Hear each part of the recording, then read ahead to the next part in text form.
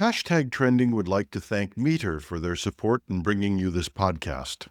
Meter delivers a complete networking stack, wired, wireless, and cellular, in one integrated solution that's built for performance and scale. You can find them at meter.com/HTT. OpenAI rolls out GPT 5.1 with tone controls and new variants. New phishing scam targets lost iPhone owners with fake recovery texts. Tesla warns staff of the most demanding year as senior departures mount. And Starlink debuts a $40 unlimited plan, but only in select regions. Welcome to Hashtag Trending. I'm your host, Jim Love. Let's get into it.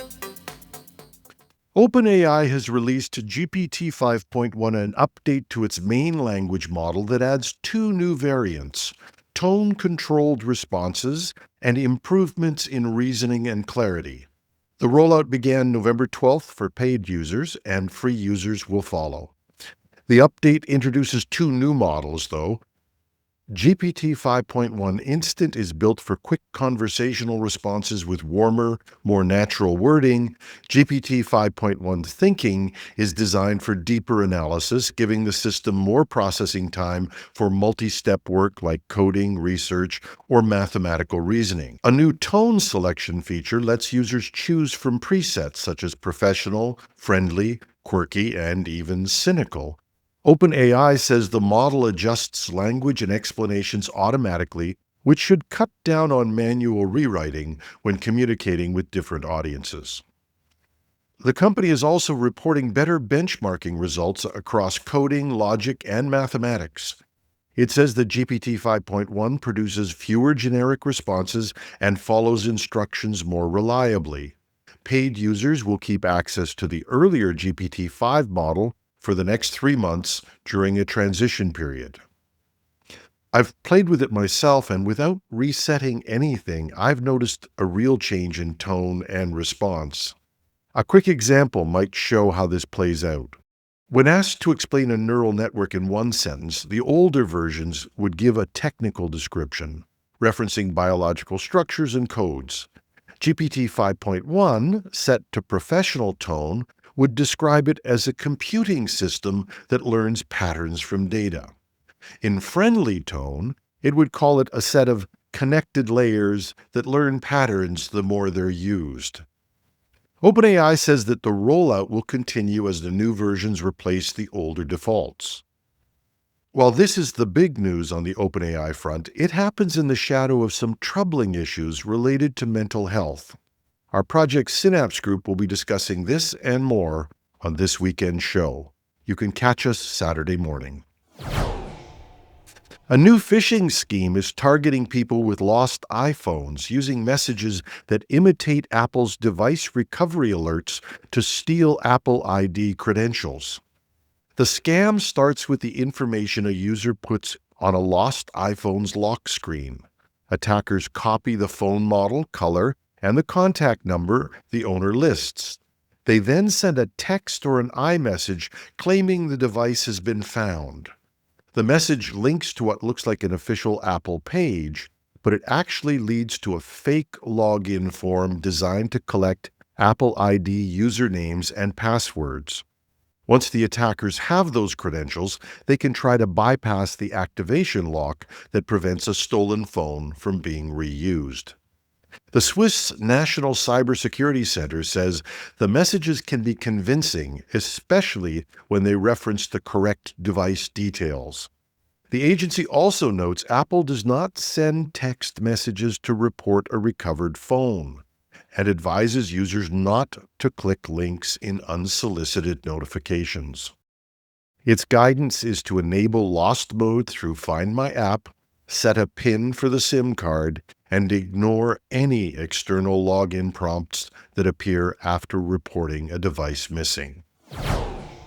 Tesla's head of AI software has warned employees to prepare for a 2026 that is going to be the most demanding year of their careers. The message comes as the company experiences a string of senior departures across engineering, autonomy, and robotics.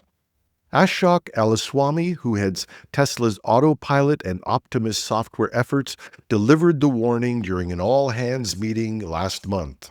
According to people familiar with the discussion, the session ran for 2 hours and outlined the aggressive production targets for the Optimus humanoid robot, along with the extended timelines for Tesla's planned robotaxi service.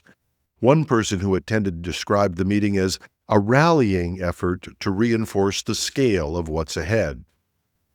At the same time, several program leaders have left the company.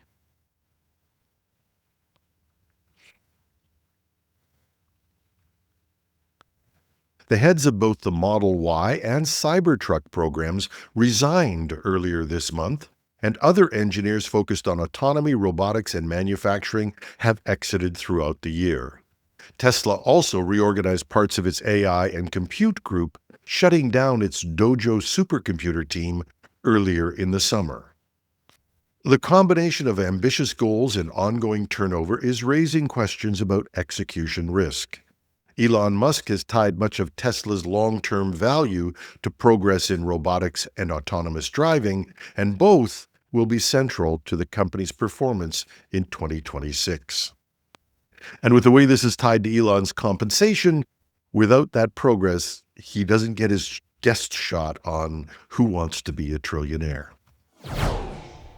Starlink has launched a new $40 a month home internet plan that offers unlimited data and download speeds of up to 100 megabits per second.